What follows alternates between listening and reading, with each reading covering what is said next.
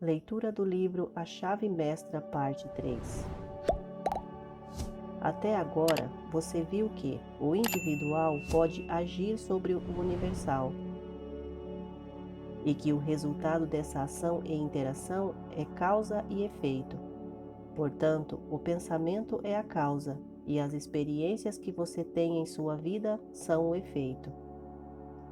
Assim, elimine qualquer tendência possível de reclamar das condições, seja elas passadas ou presentes, porque cabe a você mudá-las e fazer com que sejam como você gostaria que fossem.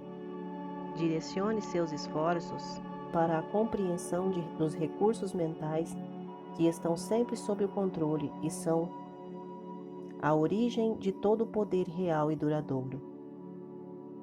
Persista nesta prática até entender que não há como haver falha na realização de qualquer objetivo em sua vida se você entender o seu poder e insistir em seu objetivo, porque as forças da mente estão sempre prontas para servir a uma vontade firme, num esforço para transformar pensamentos e desejos em ações, acontecimentos e condições.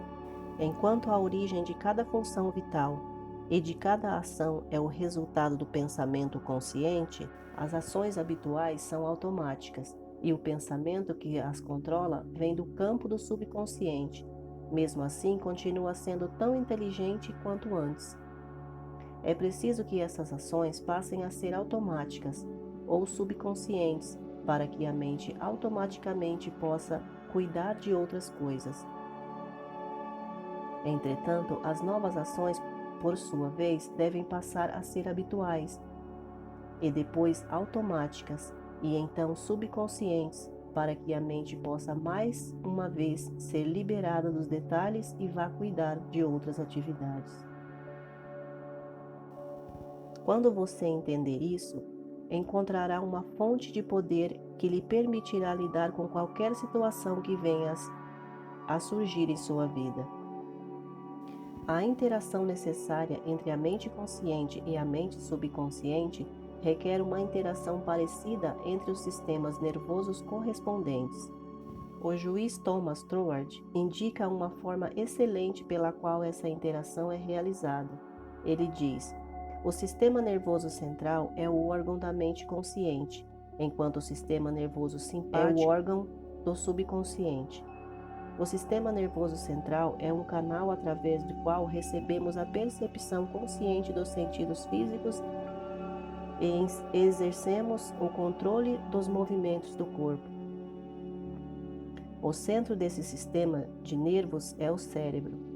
O centro do sistema nervoso simpático é a massa ganglionar, localizada atrás do estômago, conhecida como plexo solar, e é o canal daquela ação mental que suporta, de forma inconsciente, as funções vitais do corpo. A ligação entre os dois sistemas é feita pelo nervo vago, que vai da região cerebral para a parte do sistema voluntário até o tórax, com ramificações para o coração e para os pulmões, e por fim atravessa o diafragma, onde perde seu revestimento externo e passa a ser identificado como nervo do sistema nervoso simpático, formando uma ligação entre os dois sistemas e tornando o ser humano uma entidade única do ponto de vista físico. Vimos que todo pensamento é recebido pelo cérebro e o órgão da consciência, portanto, está sujeito ao nosso poder de raciocínio. Depois que a mente objetiva confirma que o pensamento é verdadeiro, ela o envia para o plexo solar, ou cérebro da mente subjetiva, para que seja convertido em nossa carne, para que seja trazido ao mundo como realidade. Então esse pensamento já não está mais suscetível a nenhum tipo de argumento. A mente subconsciente não é capaz de argumentar, ela apenas age. Ela aceita as conclusões da mente objetiva como definitivas. O plexo solar foi comparado ao corpo como um todo, porque é um ponto central de distribuição de energia que o corpo gera de forma constante. Essa energia é muito real. E esse sol é muito real, e a energia é distribuída por nervos muito mais reais do que todas as partes do corpo, e é lançada na atmosfera que circunda o corpo. Se essa radiação for suficientemente forte, a pessoa é chamada de magnética. Diz-se que esse indivíduo tem magnetismo pessoal. Essa pessoa pode ter um poder imenso de fazer o bem. Sua simples presença é capaz de confortar as mentes perturbadas com que tiver contato. Quando o plexo solar está ativo e irradiando vida, energia e vitalidade para todas as partes do corpo e para todas as pessoas que encontram, as sensações são agradáveis, o corpo se enche de saúde e todos aqueles que tiverem contato com essa pessoa experimentam uma sensação agradável. Quando acontece alguma interrupção dessa radiação, as sensações são desagradáveis.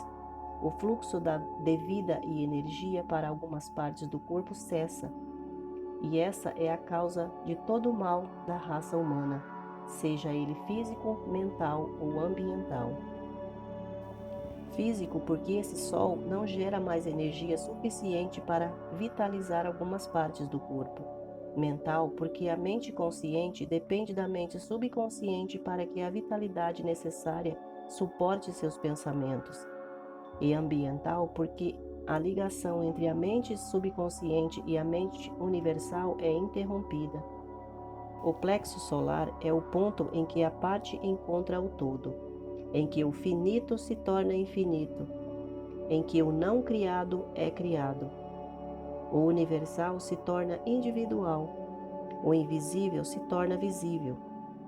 É o ponto em que a vida surge e não há limite de quantidade de vida que um indivíduo pode gerar a partir desse centro solar. Esse centro de energia é onipotente, porque é o ponto de contato com toda a vida e toda a inteligência. Portanto, ele pode realizar qualquer coisa que for orientado a executar, e nele reside o poder da mente consciente. O subconsciente pode realizar e realizará os planos que a mente consciente lhe sugerir. O pensamento consciente, então, é o mestre desse centro solar, a partir do qual a vida e a energia fluem para todo o corpo.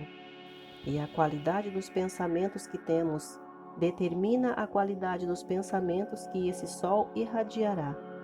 E a natureza dos pensamentos que nossa mente consciente tem determinará a natureza dos pensamentos que esse sol irradiará, e, consequentemente, isso determinará a natureza da experiência resultante. Portanto, é evidente que tudo o que temos de fazer é deixar nossa luz brilhar. Quanto mais energia irradiamos, mais rápido conseguiremos transformar condições indesejáveis em fontes de prazer e proveito. A pergunta importante então é: como deixar esta luz brilhar e como gerar esta energia? O pensamento não resistente expande o plexo solar. O pensamento resistente o contrai. Pensamento agradável o expande. Pensamento desagradável o contrai. Pensamentos de coragem, poder, confiança e esperança geram um estado correspondente, mas o medo é o arqui-inimigo do plexo solar e deve ser totalmente eliminado antes que possa irradiar qualquer luz. Esse inimigo deve ser completamente destruído, deve ser exterminado, deve ser expulso para sempre. Ele é uma nuvem que esconde o sol, e isso causa uma escuridão perpétua. É esse demônio pessoal que faz com que as pessoas tenham medo do passado, do presente e do futuro. Tenham medo de si mesmas, de seus amigos e de seus inimigos. Tenham medo de tudo e de todos. Quando o medo é efetiva e completamente destruído, nossa luz brilha. As nuvens se dispersam e encontramos a fonte de poder, de energia e de vida. Quando você descobrir que é de fato uno com o poder infinito e quando conseguir usar este poder de forma consciente, por meio de uma demonstração prática da sua capacidade de superar qualquer condição adversa com o poder do seu pensamento, não temerá mais nada. O medo será destruído e você tomará posse do que é seu por direito inato. É nossa atitude mental diante da vida que determina as experiências com as quais nos deparamos. Se não esperamos nada, não conseguiremos nada. Se exigimos muito, receberemos a porção maior. O mundo só é hostil se não formos assertivos. A noção de que o mundo é implacável só é verdadeira para aqueles que não conseguem impor seus pensamentos. É o medo deste tipo de crítica que faz com que muitas ideias nunca vinguem. Mas a pessoa que sabe que tem um plexo solar não teme críticas, nem coisa alguma. Ela estará ocupada demais irradiando coragem, confiança e poder. Ela preverá o sucesso com a sua atitude mental. Ela derrubará obstáculos e saltará por cima do abismo da dúvida e da hesitação que o estado de medo coloca em seu caminho. Conhecer nossa capacidade de irradiar saúde, força e harmonia nos fará perceber que não há nada a temer, porque estamos em contato com a força infinita. É possível obter este conhecimento por meio da aplicação prática dessa informação. Aprendemos fazendo. E é por meio da prática que um atleta torna-se poderoso. Como a afirmação seguinte tem uma importância considerável, eu a apresentarei de várias maneiras, para que você não deixe de compreender totalmente seu significado. Se você é do tipo religioso, digo que pode deixar sua luz brilhar. Se sua mente é mais voltada para a ciência física, digo que você pode despertar seu plexo solar.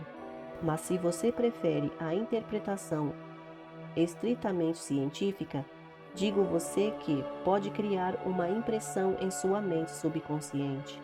Eu já lhe disse qual é o resultado dessa impressão. Agora é no método que você está interessado. Você já aprendeu que o subconsciente é inteligente e criativo e que responde à vontade da mente consciente. Então, qual é a melhor maneira de criar a impressão desejada? Concentrar-se mentalmente no que deseja. Quando você se concentra, cria uma impressão no subconsciente. Não é uma única forma, mas é um jeito simples e eficaz, e o mais direto. E, consequentemente, aquele que garante os melhores resultados. Esse método vem gerando resultados tão extraordinários que muitos acham que são milagres acontecendo. É esse o método usado por todo grande inventor, todo grande financista, todo grande político para transformar a força sutil e invencível do desejo, da fé e da confiança em resultados reais, tangíveis e concretos no mundo objetivo. A mente subconsciente é uma parte da mente universal. O universal é o princípio criativo do universo, e uma parte deve ser da mesma natureza e qualidade que o todo. Isso significa que esse poder criativo é totalmente ilimitado. Ele não está vinculado a precedentes de qualquer tipo. E, consequentemente, não há um padrão de existência anterior a ser aplicado ao seu princípio construtivo. Vimos que a mente subconsciente responde à vontade consciente, o que significa que o poder criativo ilimitado da mente universal é controlado pela mente consciente do indivíduo. Ao fazer uma aplicação prática deste princípio, de acordo com os exercícios propostos nas lições seguintes, vale lembrar que não é necessário definir o método pela qual o subconsciente gerará os resultados que você deseja. O finito não pode informar o infinito. Você deve simplesmente dizer o que deseja, não como quer obter tal coisa. Você é o canal pelo qual o indistinto torna-se distinto. E essa distinção é realizada por apropriação. Requer apenas reconhecimento para colocar em ação as causas que trarão os resultados de acordo com o seu desejo. E isso acontece porque o universo só pode agir por meio do individual, e o individual só pode agir através do universal. Eles são um só. No exercício desta semana, pedirei a você que dê mais um passo adiante. Quero que não só permaneça totalmente imóvel e impeça todo o pensamento da melhor maneira que puder, mas também relaxe, se solte, deixe os músculos assumirem sua condição normal. Isso tirará toda a pressão dos nervos e eliminará aquela tensão que geralmente causa exaustão física. Relaxamento físico é um exercício voluntário da vontade, e você descobrirá que ele tem um grande valor, pois permite que o sangue circule livremente do cérebro para o corpo e vice-versa. Tensões levam à agitação mental e à atividade mental anormal. Elas causam preocupações, medo, inquietação e ansiedade. Portanto, o relaxamento é uma necessidade absoluta para permitir que as faculdades mentais exerçam a maior liberdade possível. Faça esse exercício de modo mais completo e minucioso possível. Determine mentalmente relaxar cada músculo e nervo até que sinta calmo e tranquilo e em paz consigo mesmo e com o mundo. O plexo solar então estará pronto para funcionar e você se surpreenderá com os resultados. A leitura continua no próximo áudio.